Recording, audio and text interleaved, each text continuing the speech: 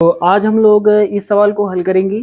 ये जो सवाल है ये द्विघात समीकरण क्लास 10th का है। तो पहले सवाल पढ़ लेते हैं, उसके बाद इसको हल करते हैं। बहुत ही आसान सवाल है। तो यहाँ पर सवाल लिखा हुआ है, राजहंसों के एक झुंड में से उनकी कुल संख्या के वर्गमूल के 7/2 गुना तालाब के किनारे खेल रहे हैं। शेष 2 हंस पानी पर तैर रहे हैं। राजहंसों की कुल संख्या ज्ञात कीजिए। तो यहाँ पर हमें क्या बताना है? हमें ये बताना है कुल राजहंस कितने हैं। कुल हंसों की संख्या हमें बतानी है। तो चलिए दोस्तों हल करते हैं। सबसे पहले लिखेंगे हल। तो हमें यहाँ पर कुल राजहंस कितने हैं ये ज्ञात करना है। तो यहाँ पर मान लेते हैं, यहाँ पर लिखेंगे माना कुल राजहंसों की संख्या, माना कुल राजहंसों की संख्या x है। माना कुल राजहंसों की संख्या x है। लिखा है राजहंसों के एक झुंड में से उनकी कुल संख्या के वर्गमूल के 7/2 गुना। ये ऐसा लिखा है सवाल में। तो यहाँ पर लिखा है उनकी कुल संख्या के वर्गमूल। तो यहाँ पर लिखेंगे कुल संख्या का वर्गमूल। कुल संख्या का वर्गमूल कितना होगा? कुल संख्या राजहंसों की है x, और x का वर्गमूल इसके ऊपर हमें रूट लगा देना है। जैसे 2 का वर्गमूल कितना होता है? √2। 3 का वर्गमूल √3। 5 का वर्गमूल √5। उसी प्रकार कुल संख्या जो हमने मानी है राजहंसों की, x हमने मानी है, तो x का वर्गमूल कितना होगा? √x। तो यहाँ पर हमने क्या माना? माना कुल राजहंसों की संख्या x है। यहाँ आगे तब लिख लेते हैं, तब कुल संख्या का वर्गमूल बराबर √x। चलिए दोस्तों इतना आप सभी लोग समझ गए। अब सवाल फिर से पढ़ते हैं। उनकी कुल संख्या के वर्गमूल के 7/2 गुना तालाब के किनारे खेल रहे हैं। तो यहाँ पर लिखेंगे तालाब के किनारे खेल रहे राजहंस। क्या लिखेंगे? तालाब के किनारे खेल रहे राजहंस बराबर लगाएंगे। तो तालाब के किनारे कितने राजहंस खेल रहे हैं? उनकी कुल संख्या के वर्गमूल के 7/2 गुना। उनकी कुल संख्या के वर्गमूल के, कुल संख्या का वर्गमूल √x, कुल संख्या के वर्गमूल के 7/2 गुना। अब इसे हल कर लेंगे। 7 का गुणा √x से होगा तो 7 √x, और बटे में कितना? 2। ये इतना हो जाएगा। तो तालाब के किनारे खेल रहे राजहंस कितने हैं? 7 √x बटे 2। चलिए ये भी आप समझ गए। अब यहाँ पर लिखा है शेष 2 हंस पानी पर तैर रहे हैं। ऐसा यहाँ पर लिखा है सवाल में। तो यहाँ पर लिखेंगे पानी पर तैर रहे शेष हंस बराबर कितने हैं? 2।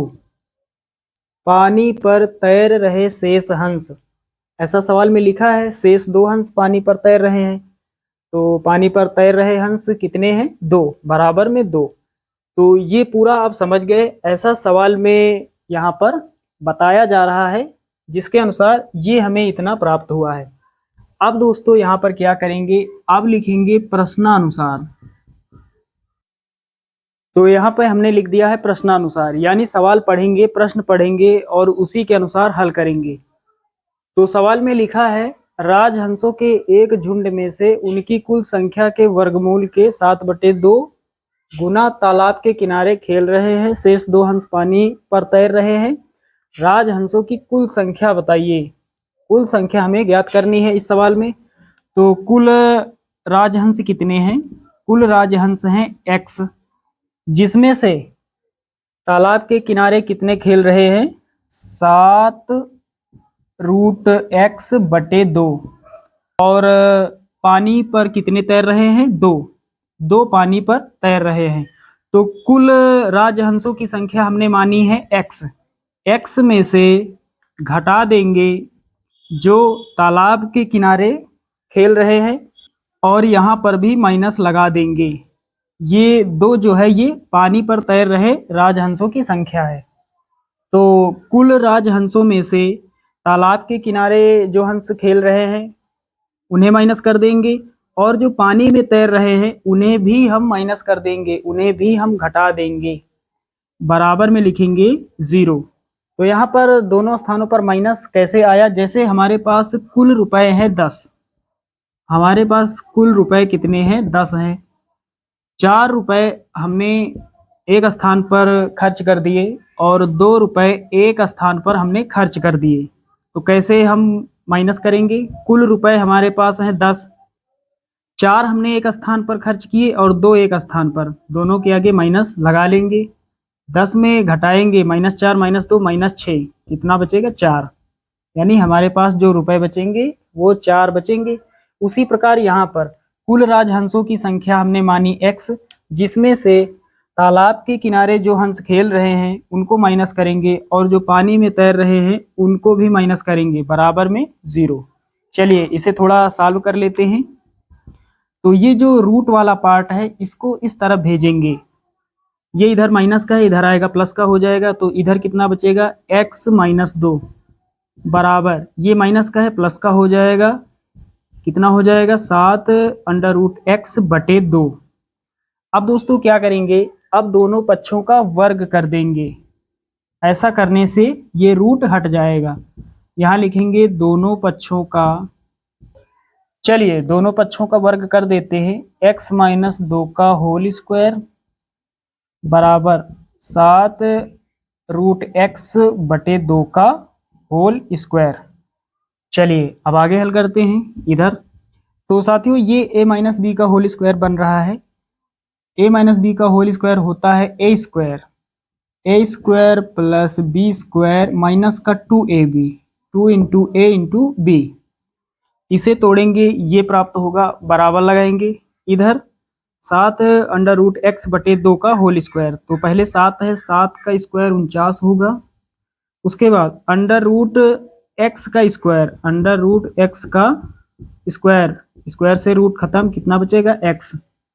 x लिख लेते हैं बटे में कितना है? 2, 2 का स्क्वायर कितना होगा? 4। चलिए आगे हल करते हैं। x का स्क्वायर हो जाएगा प्लस 2 का स्क्वायर 4 हो जाएगा, माइनस लगाएंगे, 2 दूना 4x बराबर 49x बटे में कितना? 4। दोस्तों बराबर की इस तरफ 4 बटे में है, यानी ये भाग में है, इधर आएगा गुणा करेगा। तो 4 का गुणा यहाँ इसके साथ होगा, इसके साथ होगा और इसके साथ होगा। तो यहाँ आगे एक छिपा है, तो 4 × 1 = 4 यानी 4x² हो जाएगा। फिर ये प्लस लगाएंगे, 4 × 4 = 16 हो जाएगा, माइनस 4 × 4 = 16x हो जाएगा, बराबर इधर कितना? 49x। अब 49x है, इसको इधर लाएंगे, माइनस का हो जाएगा। तो हमारे पास कितना बचेगा? 4x²। ये इधर आएगा, माइनस का हो जाएगा, कितना? 49x। फिर ये माइनस का 16x प्लस का 16 बराबर 0। अब आगे हल करते हैं। 4x² माइनस का 49 माइनस का 16, एक समान चिन्हों वाली संख्याएं जुड़ जाती है और चिन्ह वही रहता है। तो कितना हो जाएगा? 49 और 16, तो 9 6 15, 15 का 5 हासिल 1, 4 1 5 1 6, 49x और 16x कितना हो जाएगा? 65x। लेकिन माइनस आगे लगाएंगे क्योंकि दोनों के आगे माइनस लगा है, प्लस का 16 बराबर 0। चलिए अब हमें द्विघात समीकरण के रूप में एक समीकरण प्राप्त हो गया, 4x² - 65x प्लस 16 बराबर 0। तो जब x² के आगे संख्या होती है तो उस संख्या का गुणा हम लास्ट वाली संख्या के साथ करते हैं। तो 16 का गुणा 4 के साथ होगा, यानी गुणा करने पर कितना आ जाए? 16 × 4 = 64। और इसके बगल में 16 के आगे साइन है प्लस का, प्लस का मतलब जोड़ने पर कितना आ जाए? x का गुणांक कितना है? 65। हमें ऐसी दो संख्याएं बतानी है जिनका आपस में गुणा करें तो 64 आ जाए और दोनों को जोड़ दे 65 आ जाए। तो 64 का जब हम गुणा 1 से करेंगे 64 आ जाएगा और 64 में हम 1 जोड़ देंगे तो कितना हो जाएगा? 65। 65 के स्थान पर हम लिख सकते हैं 64 + 1। चलिए अब इस द्विघात समीकरण को यहाँ पर सॉल्व कर लेते हैं। ये सारा कुछ आप समझ गए होंगे, इसका आप स्क्रीनशॉट ले लीजिएगा।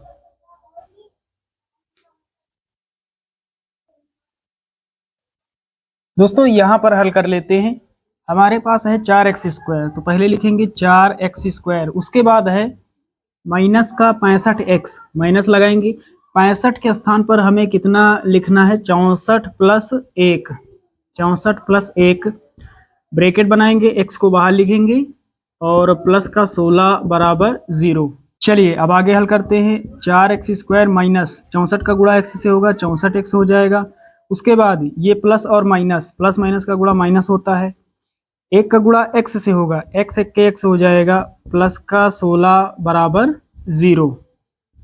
अब हमें दो पार्ट पहले बनाने हैं, एक पार्ट ये, एक पार्ट ये। यहाँ से हमें कॉमन लेना है, तो 4 कॉमन मिलेगा, 64 और 4 से x² और x से x कॉमन हो जाएगा, यानी टोटल 4x कॉमन हो जाएगा। तो इधर x बचेगा माइनस, यहाँ कितना बचेगा, 16 चौके 64, तो 16 बचेगा, x कॉमन हो गया तो हट जाएगा।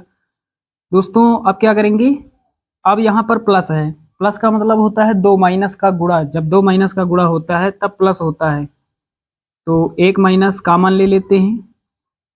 अब और कुछ यहाँ पर कॉमन है नहीं, तो 1 कॉमन लेते हैं। जहाँ पर कुछ कॉमन नहीं होता है वहाँ पर 1 कॉमन होता है। अब कितना बचेगा, x प्लस से 1 माइनस हट जाएगा, तो 1 माइनस बचेगा कितना, 16 बराबर 0। अब फिर से हमारे पास कॉमन क्या है, x - 16 यहाँ, x - 16 यहाँ, एक ब्रैकेट में x - 16 हो जाएगा और एक ब्रैकेट में 4x - 1, 4x - 1 बराबर 0। अब दोस्तों क्या करेंगे, अब हम सॉल्व कर लेंगे। तो x - 16 बराबर कितना है, 0, x - 16 बराबर 0, तो x बराबर कितना हो जाएगा, 16 हो जाएगा।